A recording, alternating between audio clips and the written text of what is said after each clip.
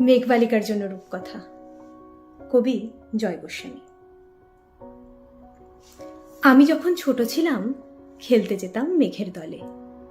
একদিন এক মেঘবালিকা প্রশ্ন করল কৌতূহলে, এই ছেলেটা নাম কি রে তোর?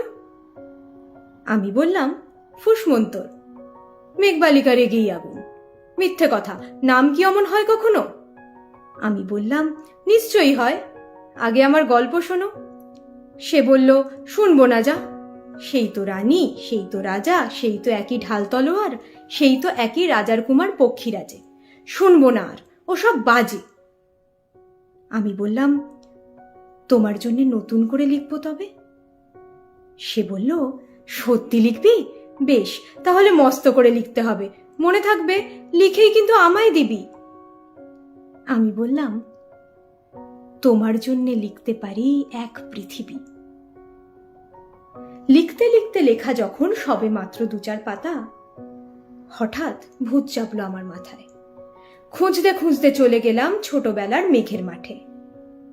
গিয়েই দেখি চেনা মুখ তো একটিও নেই এ তল্লাটে। একজনকে মনে হলো ওরই মধ্যে অন্যরকম। এগিয়ে গিয়ে বলি তাকেই, তুমি কি সেই মেঘবালিকা? তুমি কি সেই? সে বলেছে মনে তো নেই, আমারও সব মনে তো নেই। আমি বললাম তুমি আমায় লেখবার কথা বলেছিলে। সে বলল সঙ্গে আছে, ভাসিয়ে দাও গায়ের ছিলে। আর হ্যাঁ শোনো, আমি এখন মেঘ নই আর, সবাই এখন বৃষ্টি বলে ডাকে আমায়। বলেই হঠাৎ এক পশলায় চুল থেকে নখ আমায় পুরো ভিজিয়ে দিয়ে অন্য অন্য বৃষ্টি বাদল সঙ্গে নিয়ে মিলিয়ে গেল খরস্রোতায়, মিলিয়ে গেল দূরে কোথায়, দূরে দূরে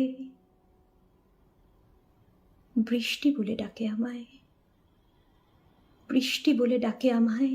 আপন মনে বলতে বলতে আমি কেবল বসে রইলাম ভিজে একসা কাপড় জামায়, গাছের তলায় বসে রইলাম। বৃষ্টি নাকি মেঘের জন্যে?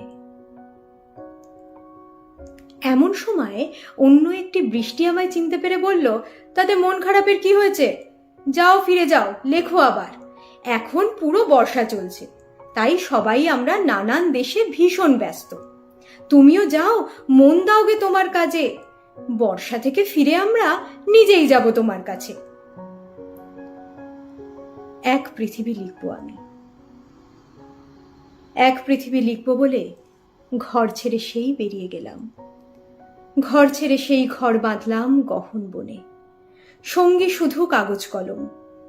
একাই থাকবো, একাই দুটো ফুটিয়ে খাবো, 2-1 মুঠো ধুলো বালি যখন যারা আসবে মনে তাদের লিখবো, লিখেই যাব।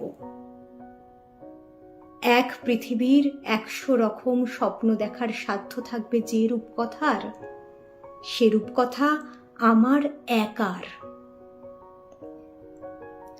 ঘাড় গুজে দিন লিখতে লিখতে, ঘাড় গুজে রাত লিখতে লিখতে, মুছেছে দিন মুছেছে রাত, যখন আমার লেখবার হাত অসার হলো, মনে পড়ল সাল কি তারিখ, বছর কি মাস, সেসব হিসেব আর ধরিনি।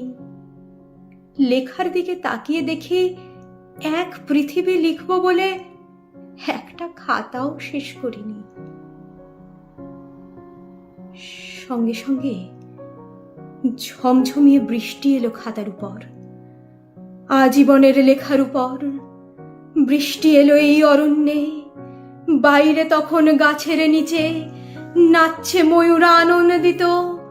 এ গাছ ও গাছ উড়ছে পাখি, বলছে পাখি এই অরণ্যে কবির জন্যে আমরা থাকি। বলছে ওরা কবির জন্যে আমরা কোথাও, আমরা কোথাও, আমরা কোথাও হার মানিনি। কবি তখন কুটির থেকে তাকিয়ে আছে অনেক দূরে, বনের পরে, মাঠের পরে, নদীর পরে, সেই যেখানে সারা জীবন বৃষ্টি পড়ে, সেই যেখানে কেউ যায়নি, কেউ যায় না কোনোদিনই। আজ সে কবি দেখতে পাচ্ছে সেই দেশে সেই ঝর্ণা তলায় এদিক ওদিক ছুটে বেড়ায় সোনায় মোড়া মেঘ হরিণী, কিশোর বেলার সেই হরিণী।